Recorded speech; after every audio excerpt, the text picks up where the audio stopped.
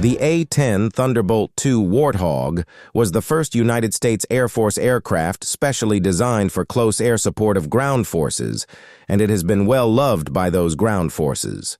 According to a statement released by the United States Air Force, the Air Force is set to complete a significant phase of its modernization strategy in fiscal year 2025. This includes replacing the A-10 Warthog with more advanced 4th and 5th generation fighter jets and enhancing 4th and 5th generation aircraft integration. No matter what anyone thinks of the A-10 Warthog being still relevant or obsolete in future conflict, everyone can agree it has the most formidable cannon of any U.S. fighter jet. But now that the F-35A is replacing it, can the F-35A actually take over the Warthog's close air support role? Although the A-10's unique specs make it a prime airframe to carry out close air support CAS missions, the Lightning II fighter is also a good candidate for the role. Its fast speed, excellent maneuverability, and a 20mm cannon make the Lockheed Martin fighter a good option. Analyst Chris Osborne has explained that the F-35 may not be as survivable as the A-10 in withstanding incoming small arms, but the platform's range, advanced sensors, and formidable weapons will ensure the jet never needs to be as close to its ground targets as the Warthog. The Air Force is hoping to retire much of its remaining A-10 fleet over the next year. As tensions between Washington and Beijing continue to ramp up, the service is banking on the F-35 and the upcoming next-generation air-dominant 6th-generation fighter program. The Lightning II may not fully embody the legacy of the titanium bathtub, but it certainly should not be discounted for KAS missions. The F-35 program is now in full swing with over 1,070 F-35s of all variants delivered, which means that between a quarter and a third of all F-35s that will be produced have likely already been produced. The F-35 is designed to overmatch any other fighter that could be flown against it. Its closest hostile rivals are typically said to be the Chinese J-20 Mighty Dragon and the Russian Su-57 Felon. The U.S. DoD considers the J-20 to be better understood as a 4th generation fighter than a 5th generation fighter, at least in terms of the DoD's internal criteria. The Su-57 has only been produced in low numbers, and so far it seems its only known air-to-air kill is its own loyal wingman drone. The Su-57 is perhaps better understood as a major leap for Russia over the older MiG-29 Fulcrum and Su-27 flanker fighter jets than by comparing it to the F-35.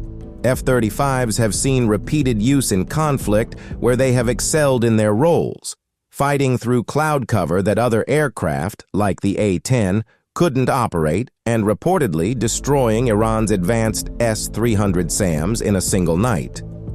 Time will tell how the F-35 performs in combat against a peer or near-peer adversary. However, in the event of direct conflict between the United States and China over Taiwan, China's J-20 is not expected to be the F-35's main threat, not by a long shot. Repeated war games have shown the biggest risk to the F-35 is being destroyed on the ground in massive missile strikes, and no TR-3 updates can protect them from that.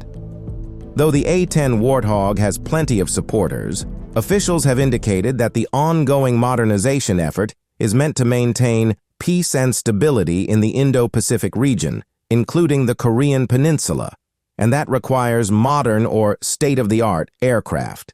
It should be noted that the A-10 was developed in the late 1960s, and the close air support CAS aircraft entered service in March 1977. Though it was developed alongside and then adopted just a year earlier than the F-16 Fighting Falcon, the A-10 hasn't received the same level of upgrades and enhancements as the multi-role fighter.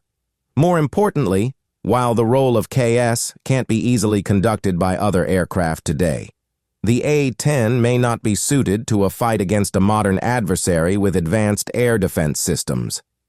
The Thunderbolt II was designed for a war in Europe in the 1970s, a fact that needs to be remembered.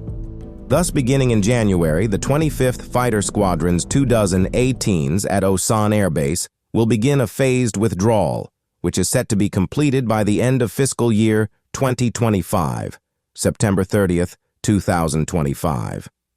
At the same time, the 7th Air Force's fleet of F-16 Fighting Falcons will receive avionics system upgrades, which the Air Force said would bring those aircraft closer to 5th-generation capabilities as they increase both the survivability and accuracy of the weapon system.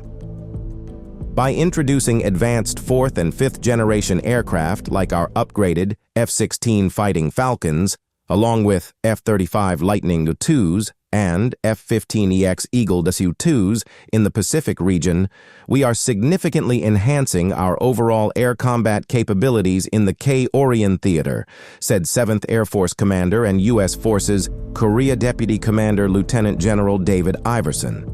Regularly deployed future U.S. air power on the Korean Peninsula will consist of the upgraded F-16s, the Lockheed Martin F-35 Lightning II 5th-generation stealth fighter, and the Boeing-made F-15X. According to the Air Force, the F-35's stealth capabilities and advanced sensors will provide a significant edge in situational awareness and strike precision, while the F-15X Eagle II's advanced avionics and payload capacity will enhance air-to-air and air-to-ground combat effectiveness. If you enjoy content like this, please go ahead and like and subscribe to this video because I appreciate all your support.